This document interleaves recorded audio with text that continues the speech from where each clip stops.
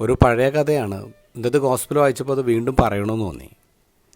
ഒരു പയ്യൻ ക്ലാസ്സിൽ പുതിയ വാച്ച് കൊണ്ടുവന്നു. അവൻ്റെ അപ്പൻ വിദേശത്ത് നിന്ന് അവധിക്ക് വന്നപ്പോൾ അവന് കൊടുത്ത സമ്മാനമാണ്. അവനെല്ലാവരെയും കാണിച്ചുകൊണ്ട് നടന്നു, എല്ലാ ഗെയിമൊക്കെ കാണിച്ചു. ഉച്ച കഴിഞ്ഞപ്പോഴേക്കും അവൻ്റെ വാച്ച് കാണാനല്ല. സാറിനോട് കംപ്ലയിൻറ്റ് പറഞ്ഞു. സാറിന് മനസ്സിലായി ക്ലാസ്സിലാരോ അത് കട്ടെടുത്തിരിക്കുകയാണ്. സാറ് പറഞ്ഞു എല്ലാവരോടും എഴുന്നേറ്റിരിക്കാൻ പറഞ്ഞു. എന്നിട്ട് എല്ലാവരോടും കണ്ണ് പൂട്ടാൻ പറഞ്ഞു. എന്നിട്ട് സാറ് തന്നെ ഓരോരുത്തരും പോക്കറ്റിൽ വാച്ചിങ്ങനെ നോക്കുകയാണ്.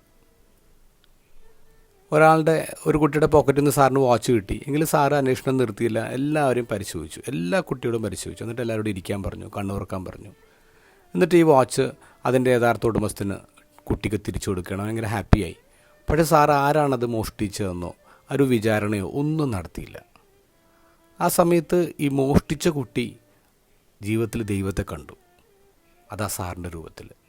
സാറിന് അവന് ഭയങ്കര ഇഷ്ടമായി. പിന്നീട് അവൻ ഒരു അധ്യാപകനായിട്ട് മാറുകയാണ് ഈ സാറിൻ്റെ മാതൃക കണ്ടിട്ട്. കുറേ വർഷങ്ങൾക്ക് ശേഷം ഈ പയ്യൻ അവൻ്റെ ഗുരുവിനെ കാണുകയാണ്. ഗുരുവിനെ കണ്ടപ്പോൾ അവൻ പറഞ്ഞു, സാറേ ഞാൻ ഇന്ന വർഷം സാറിൻ്റെ ക്ലാസ്സിലുണ്ടായിരുന്നു. സാറിന് അവനെ തിരിച്ചറിയാൻ പറ്റിയില്ല. അപ്പോൾ അവൻ പറഞ്ഞു, സാറേ ഇങ്ങനെ ഒരു വാച്ചൊക്കെ കട്ടൊരു സംഭവം ഓർക്കുന്നുണ്ടോ? സാർ പറഞ്ഞു, അത് ഓർമ്മയുണ്ടെന്ന് പറഞ്ഞു. അപ്പോൾ അവൻ പറഞ്ഞു, സാറേ ആ വാച്ച് കട്ട പയ്യനാണ് സാറേ ഞാൻ. സാർ എന്നെ അന്ന് രക്ഷപ്പെടുത്തി. സാർ പറഞ്ഞു, എടാ ആരാണത് കട്ടെന്ന് എനിക്കറിയില്ല, കാരണം ഞാനും നിങ്ങളെപ്പോലെ കണ്ണടച്ചാണ് പരിശോധിച്ചത്. ഇന്നത്തെ ഗോസ്പലിൽ എത്ര മനോഹരമായിട്ടാണ് ഈശോ പറയുന്നത്. നിൻ്റെ സഹോദരൻ തെറ്റ് ചെയ്താൽ നീയും അവനും മാത്രം തനിച്ചിരിക്കുമ്പോൾ നീ അവനോട് കാര്യങ്ങൾ പറഞ്ഞ് ബോധ്യപ്പെടുത്ത്.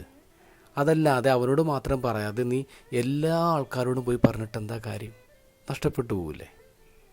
ഈ അടുത്തൊരു കുറിപ്പ് വായിച്ചത് ഇങ്ങനെയാണ്: വയറ്റിലെത്തുന്ന വിഷം അത് ഒരാളെ മാത്രം കൊല്ലുന്നു, എന്നാൽ ചെവിയിലെത്തുന്ന വിഷം അത് നിരവധി ബന്ധങ്ങളെയും ബന്ധുക്കളെയും കൊല്ലുന്നു.